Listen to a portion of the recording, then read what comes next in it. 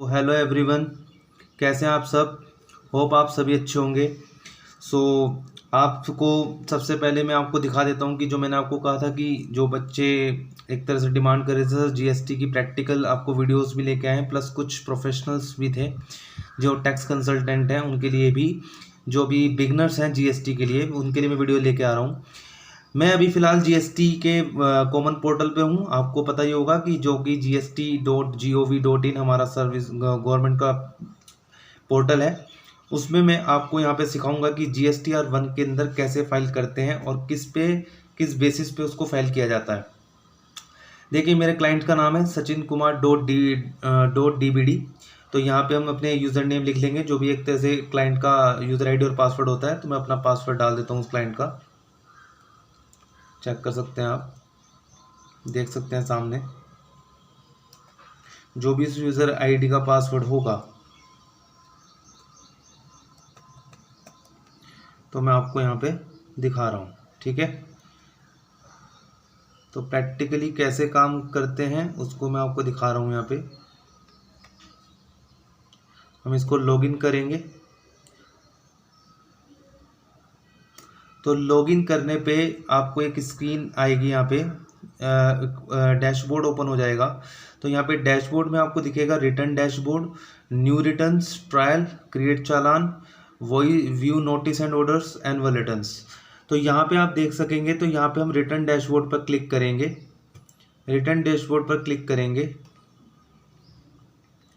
तो जैसे ही return dashboard पर क्लिक करेंगे, एक आपके सामने एक पेज ओपन होगा।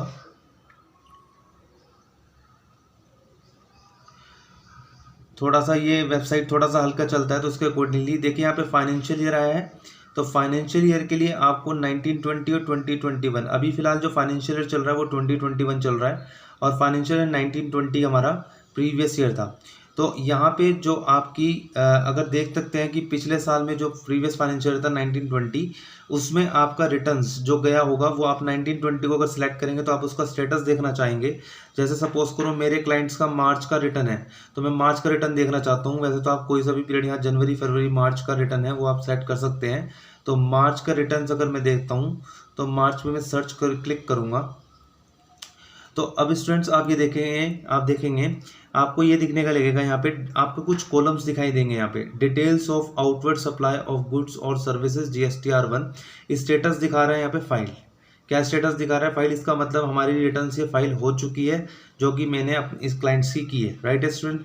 अब इस पर आप ये देख सकते हैं मंथली रिटर्न्स हमारी GSTR 3 भी होती है। तो मैं पहले आपको यहाँ पे बाइफर्केशन बता देता हूँ कि GSTR 1, GSTR 2A और GSTR 3B, ये तीनों आपकी अलग अलग रिटर्न्स होती है। GSTR 1 में हम सेल्स का डेटा डालते हैं, तो GSTR 1 में हम सेल्स का डेटा डालते हैं।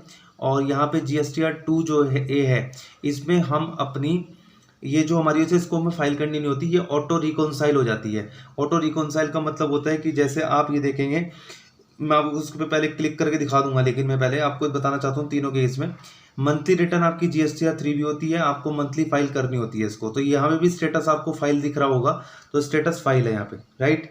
तो अब इस चीज़ के अंदर देखेंगे तो मैं सबसे पहले आपको व्यू GSTR 1 दिखाना चाहता हूँ। GSTR 1 के अंदर हमने क्या देखा हुआ है, देखो। जब हम GSTR 1 की बात करते हैं तो अगर कोई भी रजिस्टर्ड पर्सन है, तो रजिस्टर्ड पर्सन का अगर मेरा जो टैक्स पेयर का नाम है वो है सचिन कुमार, ठीक है। इनका GST नंबर ये है, ट्रेड नेम इनका ईशा केमिकल्स के नाम से है।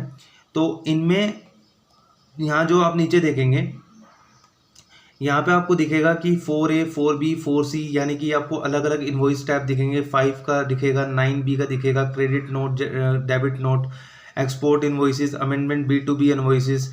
तो ये एक एक करके हम समझ लेंगे, लेकिन फिलहाल मैं आपको एक इंपॉर्टेंट पॉइंट बताना चाहता हूँ। ये जो होता है ना, सबसे बड़ी बात होती है B2C अदर्स। देखो, एक तो होता है B2B ट्रांजेक्शन्स, जो होता है बिजनेस टू बिजनेस ट्रांजेक्शन्स। एक होता है B2B, एक होता है B2C। तो ये जो B2C है ये होता है बिजनेस टू कस्टमर, और एक होता है B2B। जब बिजनेस टू बिजनेस की बात आती है तो रजिस्टर्ड टू रजिस्टर्ड पर्सन की बात चलती है, और जब B2C की बात आती है तो उसमें चलती है हमारी बिजनेस टू कस्टमर, मतलब एक रजिस्टर्ड पर्सन कस्टमर को सप्लाई कर रहा है, राइट। तो यहाँ पे B2C का फंडा है। तो देखिए हमने यहाँ पे B2C हमारे रजिस्टर्ड पर्सन है, इन्होंने कस्टमर को सप्लाई किया है। तो आपको इसमें जो आप अनरजिस्टर्ड मतलब सब एक तरह से जो अनरजिस्टर्ड पर्सन होंगे, अगर आपने उनको माल बेचा है, उनकी सप्लाई करी है, तो आपको इस वाले कॉलम में डिटेल फर्निश करनी पड़ेगी। मैं आपको दिखा देता हूँ इसके अंदर क्या है। आप ये देखेंगे कि उत्तर प्रदेश में प्लेस ऑफ सप्लाई का नाम आ रहा है, रेट कितना है 18%, टोटल टैक्सेबल वैल्यू यहाँ पे दिखाई गई है। इंटीग्रेटेड टैक्स कोई नहीं था क्योंकि यहाँ पे उत्तर प्रदेश का था। CGST SGST चार्ज हुआ है 281 समथिंग। पूरे उत्तराखंड के अंदर आपका यहाँ पे टोटल टैक्सेबल वैल्यू और इंटीग्रेटेड टैक्स हमारा लग चुका है। इसके लिए मैं आपको अलग से वीडियो बना दूंगा CGST SGST के ऊपर कि IGST का कैसे यूटिलाइजेशन करते हैं, क्रेडिट सेट ऑफ कैसे करते हैं CGST SGST। बट उसके लिए मैं आपको पहले छोटी सी बात बता दूं कि CGST SGST का जो क्रेडिट है, आप सीधा CGST और SGST मतलब CGST का आप CGST में ही सेट ऑफ कर सकते हैं, SGST का SGST मतलब CGST SGST आपस में सेट ऑफ नहीं करवाए जा सकते। लेकिन हाँ, IGST के लिए हम CGST और SGST दोनों यूज़ कर सकते हैं। फिलहाल के लिए आपको इतना पता होना चाहिए, बाकी मैं अलग से वीडियोस इसके लिए बना दूंगा। तो मैं अभी आपको समझ में आ गया होगा कैसे हम इसके अंदर प्लेस ऑफ सप्लाई कैसे करते हैं। तो हमने अभी ये रिटर्न फाइल हो चुकी है, तो ये आपको हिडन दिखेगा यहाँ पे जो ऐड डिटेल्स होती है। तो कि यहाँ पे इनवॉइस मतलब इनवॉइस के बेसिस पे डेटा चढ़ाया जाता है। यहाँ पे ऐड इनवॉइस लिखा होगा, ऐड डिटेल्स। तो यहाँ पे अभी फिलहाल क्यों नहीं हो रहा है शो, क्योंकि रिटर्न फाइल हो चुकी है। तो इसको बैक कर लेते हैं। बैक से हम समझ लेंगे, यहाँ पे आपको दिख गया होगा कि B2C, ये अलग अलग टैग हम धीरे धीरे करके समझते रहेंगे। लेकिन B2C के लिए आपको समझ में आ चुका होगा कि हम उसके लिए वो डिटेल्स डालते हैं जहाँ पे हम कस्टमर को सप्लाई करते हैं, यानी कि रजिस्टर्ड एक बिजनेस है जो कि कस्टमर को सप्लाई कर रहा है, जो कि अनरजिस्टर्ड है। होप आपको ये समझ में आया होगा। इसके बाद हम देखते हैं, नेक्स्ट पे चलते हैं अपने GSTR 3B पे। ठीक है, GSTR 3B पे चलते हैं। तो ये फिर मुझे रिटर्न डैशबोर्ड पे ले जाएगा और रिटर्न डैशबोर्ड से फिर हम अपना यहाँ पे सर्च कर लेंगे। मैं फाइनेंशियल ईयर 1920 की पहले आपको बता क्यों रहा हूँ, क्योंकि फिर मैं करंट ईयर के ऊपर लेके जाऊँगा आपको। देखिए मंथली रिटर्न पे हम क्लिक करेंगे।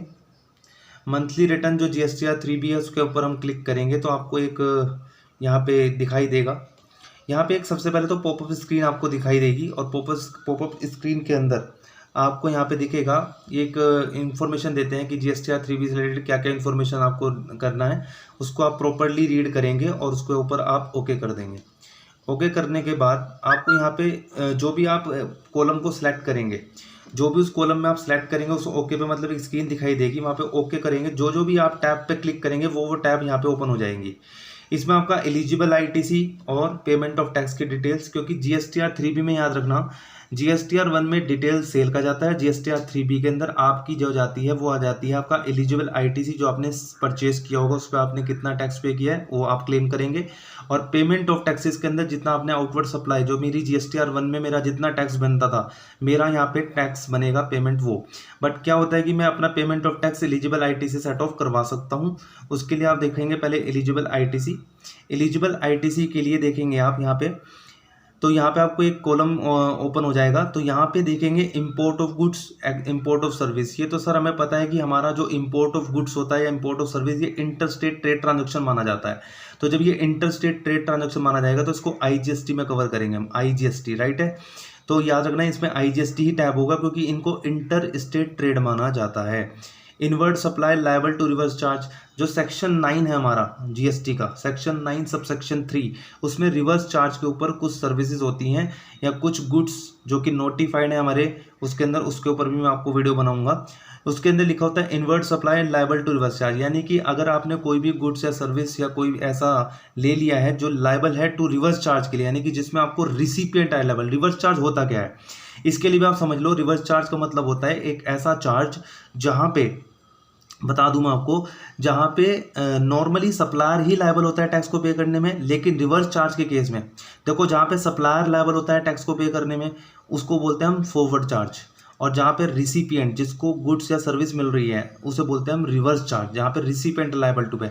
बट कुछ केसेस हैं जहाँ पे गुड्स या सर्विसेज जो नोटिफाइड है अगर वो रिवर्स चार्ज में आती हैं और रिसिपिएंट उसको ले लेता है तो उसके अकॉर्डिंगली आपको रिवर्स चार्ज लगता है, ये चीज़ का कॉलम है। Inward supply form ISD, input service distributors होते हैं ISD, ये जो ब्रांच होती है ना हमारी ब्रांच और हेड ऑफिस, इसके लिए सेक्शन 20 GST के अंदर है, वो मैं आपको एक्सप्लेन कर दूंगा बाद में। फिलहाल आपको ये समझना है कि ऑल अदर ITC में देखना है, यहाँ पे ऑल अदर ITC में हमारा जो IGST हमने जो पे कर रखा है वो आ रहा है 3851.10, CGST आ रहा है 1344 और 1344 SGST आ रहा है। तो ये हमारा ITC हमने क्लेम कर लिया, तो ये हमें दिखाएगा एज पर रूल 42 एंड 43, यानी कि आपका जो एक तरह से क्रेडिट जो यूटिलाइजेशन होता है, एक तरह से हमारा जो 42 और 43 का रूल होता है वो अपोर्शनमेंट का होता है कि CGST और SGST का अपोर्शनमेंट कितना करना है आपने, और अदर्स और नेट ITC में आपको दिखा देगा ये, ठीक है। तो ये हमने अपना ITC यहाँ क्लेम कर रखा है। इसके बाद आप ये देखेंगे तो पेमेंट ऑफ टैक्सेस की बात, बाकी जितना भी आपका टैक्सेस यहाँ पे होगा आप ई कैश लेजर्स के थ्रू पेमेंट ऑफ टैक्सेस में, या ई कैश लेजर या ई क्रेडिट लेजर, ई कैश लेजर का मतलब होता है आपको लमसम पेमेंट जमा करा देनी होती है बैंक के थ्रू उसके अंदर, और ई क्रेडिट लेजर होता है जहाँ पे आपका ये एलिजिबल ITC आपका पड़ा होता है, आपका क्रेडिट लेजर में पड़ा होता है, क्योंकि GST में 3 टाइप के लेजर होते हैं, राइट। तो 3 टाइप के लेजर होते हैं हमारे GST के अंदर वो। तो आपको होप ये समझ में आया होगा GSTR1 और GSTR3 भी किस तरह से इनका प्रोसेस डिटेल्स फाइल्ड होता है। इसके बाद मैं आपको एवरीवन ये दिखा देता हूँ कि GSTR2A के अंदर अभी क्या होता है। देखो ऑटो ड्राफ्टेड डिटेल्स का मतलब होता है, अगर मैं व्यू पे क्लिक करूँगा तो व्यू पे क्लिक करने के बाद आपको ये दिखेगा यहाँ पे, देखो B2B इनवॉइस और credit debit notes, amendment to B2B invoice और अमेंडमेंट टू क्रेडिट नोट। देखो हमारी जो इस क्लाइंट की जो ऑब्वियस सी बात है जिन्होंने परचेज कर रखी होगी, तो यहाँ पे डेटा रिफ्लेक्ट होता है ऑटोमेटिकली।